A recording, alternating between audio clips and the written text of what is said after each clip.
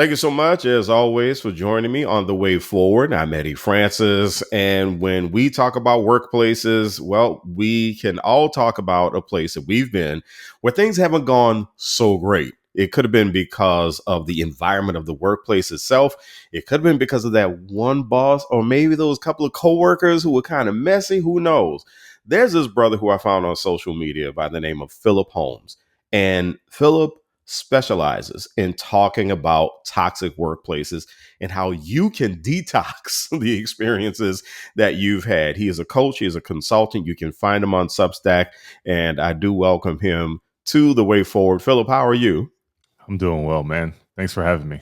Man, thanks so much for the work that you're doing, especially talking very openly and very honestly and knowledgeably about what happens in toxic workplaces and how it impacts people. So, my first question is, what even made you get vocal about talking about toxic workplaces in the first place? Yeah. So my journey was interesting. I actually transitioned out of a toxic work environment into entrepreneurship. And as I was transitioning out, I had no idea how to talk about what I had been through. I didn't have the language. I didn't have the words. I don't think at the time I hadn't even heard of a toxic workplace. I didn't even know what that meant. And so, but I knew that what I experienced was messed up. I left hurt. I left disappointed. I left disillusioned. Right. But I was like, you know what? I'm going to go and build my own thing and it's going to be better. Well, 6 months into that, I started to see some of the traces of that toxicity and that dysfunction manifesting itself in my own leadership. And it became very clear to me in a short period of time that if I did not change something, the Hmm. very thing I was trying to run away from, I was going to create in my own work environment. And so I started soaking up leadership books. I started learning as much as I could about what healthy work environments actually look like. And that was an 18-month journey for me. And this is still an ongoing journey for me. I'm still a continuous learner. And as I was going through that, I remember the first book that I read, it made it very clear to me that what needed to change about me was not how good of a marketer I was. I needed to become a better leader. And that Mm. company was going to rise or fall based on my ability to lead and lead effectively and lead in a healthy way. So you said that you found traces of that in your own behaviors. What's an example of something that you did that when you look back on it, you realize, yeah, I'm so glad I changed that about myself? Man, I think the biggest thing, because there's so many things that I could say I changed about myself, but I think the biggest thing at its core, and I've seen this consistently with my clients as well, is my ability to regulate versus react. Yeah. I was so, entrepreneurship is challenging and is very different than just leading a department in an organization, right? Because your team is already in place for the most part. You may, when I was going into the role that I left, when I first started that role, I had to build my internal team, but I had people in finance, I had people over here. I didn't have to think about budgets, right? People told me, "Hey, this is your budget. This is how much you got to work with." I didn't have to think about um, structures. All I had to do was build my team and kind of build workflows and systems within that department. In entrepreneurship, every single thing is on you, and so I became quickly overwhelmed, and that overwhelm led to me misinterpreting those emotions and the root causes of those emotions. And then I became reactive, right? And so I became frustrated with team members and I became frustrated with their performance. And I wanted people to come ready, right? I didn't want them to need coaching. And the crazy part about it is I was a good coach, right? Before when I had a department job, when I was leading a department, I didn't mind coaching because I had time, right? When you're in entrepreneurship, you don't feel like you have time. Mhm. And um, it got to a point where I noticed that I was putting so much pressure on my team to do more than could be reasonably expected of them. And I wasn't also investing any time in them as a leader because I felt like there were all these other things that I needed to be giving my time and my attention to. And I just needed you to do your job, right? and that's, I think, where toxicity begins to breed. You know, Mm. I have so many comments about this because please, I want to hear them. because I've been in a position where um, people have basically said, "Well, if you don't know what you're doing, then why are you here?" And I find that it's a journey for a lot of people to realize that yeah, people are going to come with their competencies and they're going to come with their talents. They're not going to come with their development. And so that's really the thing that sticks out, where I have, said, well, yeah, I mean, I know I'm good at what I do, but you're talking to me like I'm like I'm an imbecile, and that there's no way for me to improve what I'm doing. And I think I think for you to have done the work on yourself to realize that people come to the table needing more, I think is remarkable, because a lot of people don't have that kind of self-awareness, and a lot of people don't think they need that kind of self-awareness. Um, and I think so, oftentimes a lot of people have the privilege of not having to be self-aware, yeah, and yeah, that oftentimes is their downfall, right? uh-huh, When you're young and frankly black, you got to get it. You got to figure it out. You ain't got nobody handing you nothing. You ain't got nobody giving you opportunities or giving you contracts or giving you jobs. You have to come with straight up value. yeah, yeah. And when when that's not happening, you will fail. You will fail. So let's get to a definition, though, because I'm sure a lot of people have their own interpretations of what it is. How would you define a toxic workplace? So health is a spectrum. I look at it like this. You know, if it was a scale of 1 to 10, right? Toxicity is a 1. Dysfunction is somewhere around 5. Health is a 10. Most people are somewhere within that spectrum. Nobody, I don't think you're going to find any organization that is completely void of dysfunction of some type. So most people are going to peak at about a 9, and they're constantly trying to move to 9.1, 9.2, just trying to get closer, right? And that's the best that you can ask, right? They're pushing, but most companies find themselves somewhere in the middle of that scale, probably 4, 5, 6, and the question is always going to be, are you moving towards health, or are you moving towards toxicity? Because no company is just stagnant, right? And so when we talk about toxicity, it goes from just things not working well to a conscious reality where the system is built not to work in a certain way. And so things can be dysfunctional. Usually, when you find people in dysfunction, it's usually because systems aren't working right, right? People aren't communicating well. Nobody has ill intent, right? Nobody's trying to keep it this way. Everybody's just kind of unaware of how to fix those communication problems, those bottlenecks, right? And you see this a lot of times in nonprofits, people with good intentions, right, in dysfunctional systems. Yep. Um, and so that's kind of what you have there.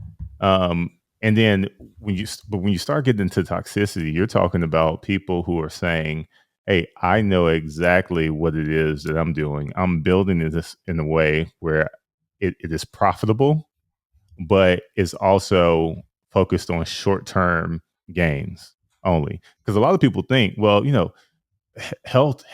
If a company wants to be successful, that's going to motivate them to be healthy. No, absolutely not. The reality is that companies have figured out how to be profitable and also how to be toxic, because Yeah. toxicity puts profits before people. Hmm. Dysfunctional companies are just trying to figure it out.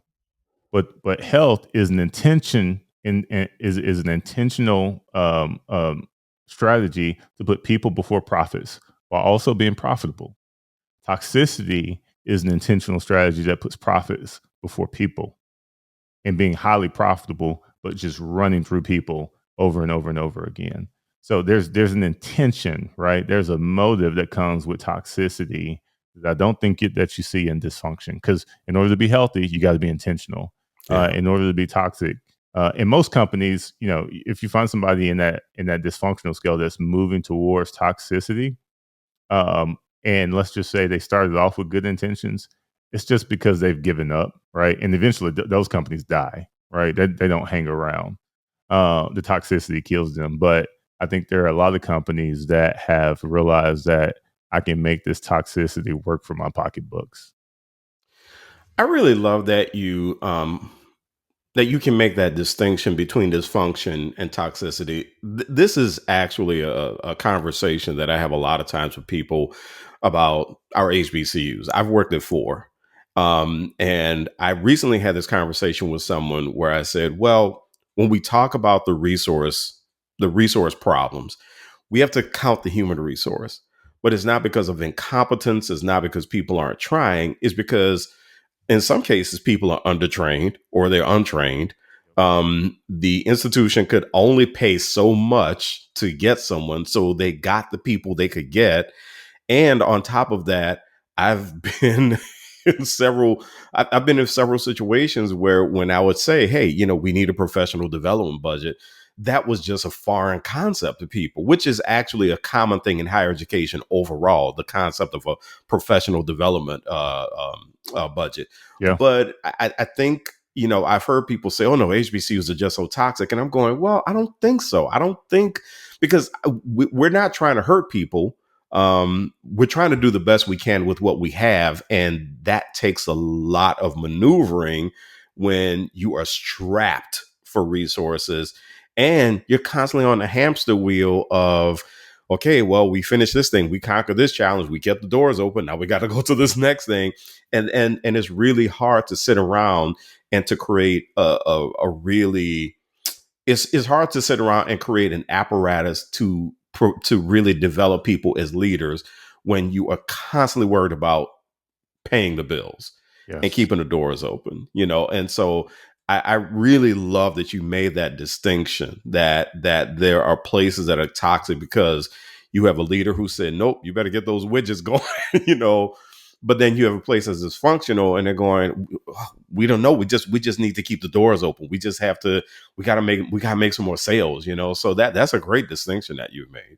Yeah. And what you just described essentially is survival mode, right? Yep, There's a lot of absolutely. HBCUs that are in survival mode.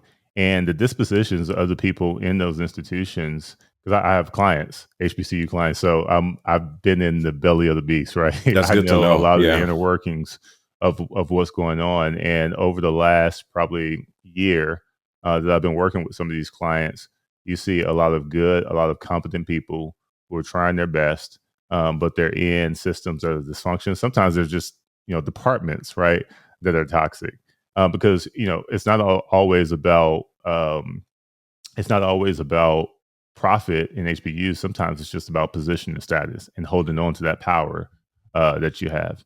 And so, but often what I find out is that these are people who are very competent, who are very sincere, but also it depends on how long they've been there. If they've been there for a while, they've just kind of accepted that nothing's going to change. And that's how they've been able to survive and hold on for as long. And I can be sympathetic to that, right?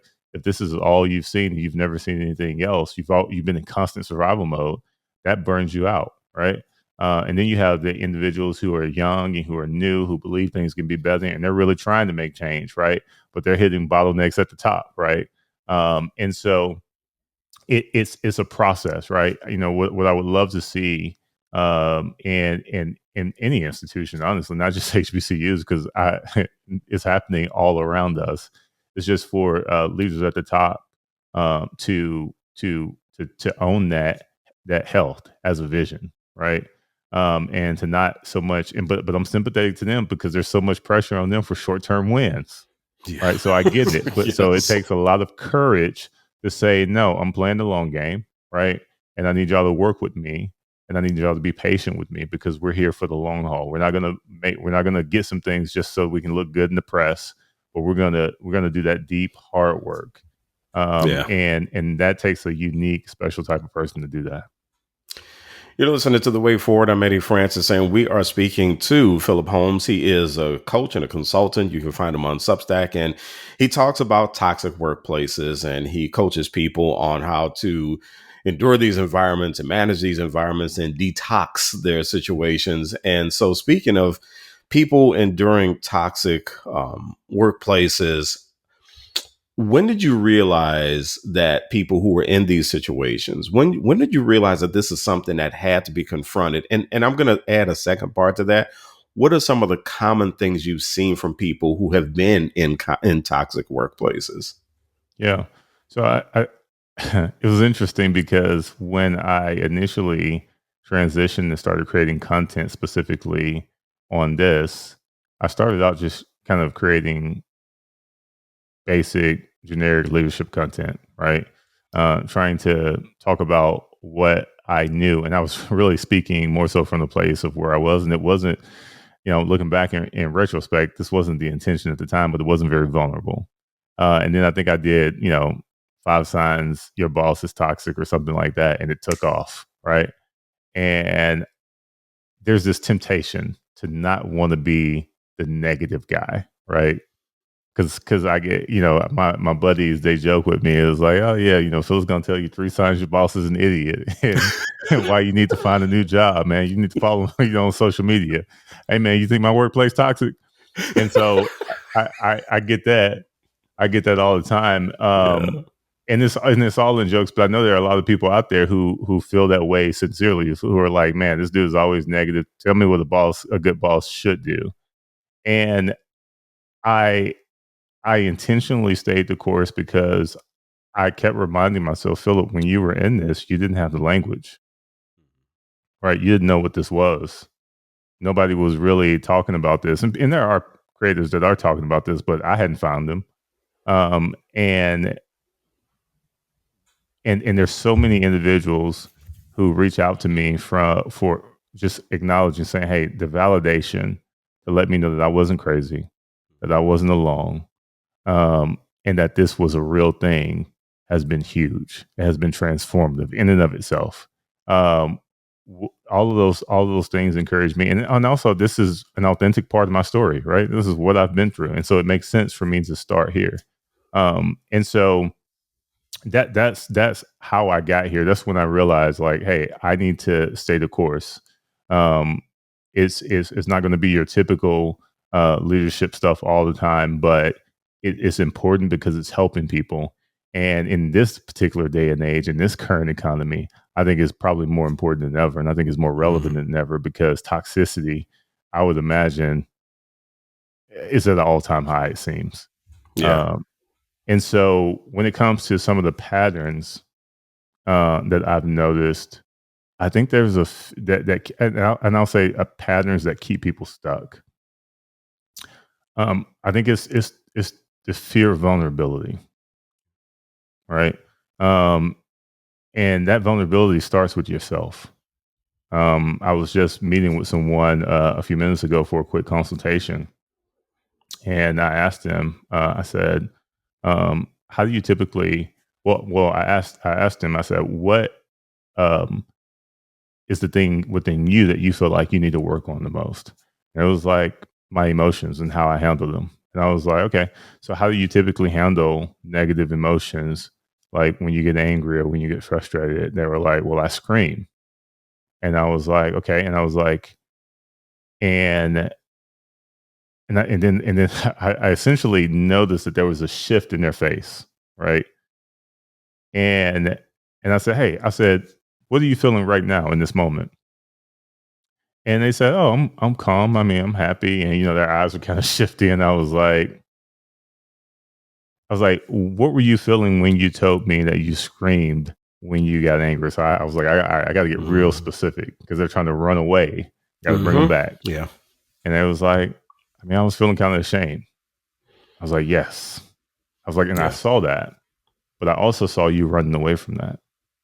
And it's with those emotions and with that sort of self vulnerability, that's what builds the self awareness, right? To be more curious about yourself rather than critical. Because in that moment, that person felt the need to be judgmental of themselves. They felt the need to criticize themselves. They felt ashamed because They were like, I'm talking to a stranger. What is he probably thinking about me? And I'm like, this is human. Hmm. This is Hmm. human. And the more you can explore that part of yourself that frustrates you, that you probably don't like, and to explore it with curiosity, not judgment, not criticism, the more you'll learn about yourself. And then the more you'll be able to grow. There's a emotional regulation. It's very popular. It's called name it, tame it. Right. So just say the emotion out loud or to yourself that you're feeling, and simply all you're doing is acknowledging that emotion and bringing it from the background, because that's where emotions work best. When they're well, at least that's where they do the most damage, is when they're in the background unacknowledged. But when you can say them out loud and bring them to the forefront, they're less effective at controlling how you react and how you respond. Mm. I mean, like I said, I've been through it before. I have been with a boss who basically all but said it's all about me, Mm, and has shown that. And it just so happens that my wife and I, we have been through similar situations. We've talked about our situations. What we discovered that we had in common is that we both felt isolated, and we both felt that no one else could be going through what we were going through. And we also felt that we needed to toughen up. And yeah, then the more we talked to each other about it, the more we realized, well, wait a minute, we got to process what happened to us in these situations, and we yeah, got to talk about this. And it's just what you said, it was naming it and taming it. We naturally went through this process, and I think what really helped us is that we had each other, and we were yes, willing to talk to each other. And so what you said makes a whole lot of sense. And I can only imagine that a lot of people probably feel a bit freed just by hearing what you said. And so, with that being said, let's talk about the way forward for people. For anyone who feels that they are in a toxic situation and they've heard this and they've said, okay, wait a minute, I think this is where I am. What can they do? I mean, what does it look like to advocate for oneself, manage this situation? Maybe there is such a thing as managing up. I don't know. But I mean, what can people do? yeah. There's a lot of tactical things and strategies that you can do. We've talked a lot already about emotional regulation, which I can't emphasize that enough. It Hmm. doesn't matter how many other tactics that somebody gives you, if you can't handle and regulate your emotions in the moment, it's the foundation. It's going to undermine everything else that you do. And so, because you can't see clearly, right? You can't respond accurately. You can't be objective when you're overwhelmed by your emotions. But beyond that, what I like to emphasize for people is to stop trying to explain yourself. Stop trying Hmm. to talk your way out of situations. Um, Stop defending yourself with explanations and start using questions. Hmm. This is something that is just kind of, it's not a part of how we typically converse with one another. Even in peer-to-peer conversations, when we're talking to family and friends, it's almost like a ping pong match. Right? You talk and then I talk. You talk and then I talk, and nobody's really listening to really understand the other person's perspective. Everybody kind of wants to get their say in, and it's an easy habit to fall back into, even when you know better, because that's just kind of how people communicate. And what you find is that when there's a power dynamic that exists in that sort of ping pong and that back and forth, the person with the least amount of power is always going to come out with the short end of the stick, right? They're always going to come out um, um, having their words used against them. And so there's something that I always like to say is like, when you're in a toxic work environment, stop giving them the script. The more words that you give them, the more that you give them to work with to create this narrative about you, whether it's true or not. Because again, they're not trying to understand you; they're trying to paint a picture of who you are, and Hmm. oftentimes they're projecting. Right, the things that they're Yeah. saying about you are actually true about them. Yep. And the more you give them words, the more you give them ammunition in order to use against you. I was talking with another client, and brilliant person, actually, in the medical field. A doctor, and she was talking about navigating her workplace and some of the challenges that she was dealing with. And she was like, I got this email, and I was like, and I just explained to them like why this wasn't going to work, and all the problems that this we were going to run into. And she was most likely right. The problem is that and I told her, I was like, listen, when you give all those words in a situation, let's just say that you have the other person who you're disagreeing with, and then you have the other parties that are listening. Because you care about what it is that you're saying, and you're not in it for ego or status, you just want the right path to be done. You're going to be more passionate, you're going to be more animated, you're going to be more convicted. But what you're also doing is giving them you're overwhelming them with the words. And so they're not going to necessarily be able to hear you, because all they're going to see is this person has a point and this person has a point, right? So you're not really making anybody think, you're doing all the thinking for them. But when you start asking questions, right, you make it easier for the observers to like listen to you, right? And then when the person can't answer your questions, or when they start dodging your questions, they expose themselves. Yeah. Right. But in Yeah. all your explanations, you're not going to really win anybody over, because you're not stimulating them enough to actually make them think. You're overwhelming them with your words. And that was really helpful for her. Mm. So you have a free event coming up on September 27th. Talk about that. Yeah, I have an event. It's called the 5 Mantras of Highly Confident Professionals. It's an event I'm really excited about, because I think that one of the things that toxic work environments do more than anything else is that they destroy your confidence. And what I like to tell some clients is that sometimes it exposes that you weren't as confident as you may have thought you were, right? Amen to that. It's not Yes. always about them Yes. robbing it. It's about them exposing and exploiting, Yeah. right, the weaknesses that were already there. And so what we want to do is we want to actually build a better foundation for what confidence actually looks like in a healthy and a holistic way. And so these 5 mantras, these are simple. Mantras are simple because they're reminders, right? That you can kind of go through real quick and just check yourself and say, "Hey, am I doing this?" And so one of the first mantra that we emphasize is regulation is greater than reactivity, right? And then we have 4 more mantras that you got to come and check out the event to hear them. That we are going to be teaching you, and then we're going to be explaining exercises and tools that you can use. And so what I've done is I've synthesized everything that I've read over the last 2 years that I feel like has significantly boosted my confidence, and I've basically kind of put this into these 5 mantras. And so I'm excited about this event because I think it's going to be a really huge resource for other people. I've already went through it with some of my clients that I'm working with one-on-one, and they was like, "Oh, this is so helpful." They were like, "So where can I find out more information about this? Like, where did you get this from?" And I created it. And they was like, "Oh, this is awesome. Like, this is good." So that was affirming for me, because I know that this is so needed, and to Mhm. be able to have something that is easy to access, but also there's a lot of depth there too with the work that you can do with it, right? It's not a one and done thing, but it's also something that you can easily grasp. I'm excited to release something like that. And how can people find out more about you overall? Yeah, so you can follow me on Instagram at Phillip M. Holmes. And really on most social media accounts, that's my same handle, Phillip M. Holmes, Phillip with 2 L's. You can also find us on Substack at careerdetox.substack.com. And yeah, highestgood.consulting is the website. Outstanding. Phillip Holmes is a coach and a consultant. Thank you so much for joining me on the way forward. I appreciate you, my brother. Hey, appreciate you too, Eddie. Thank you.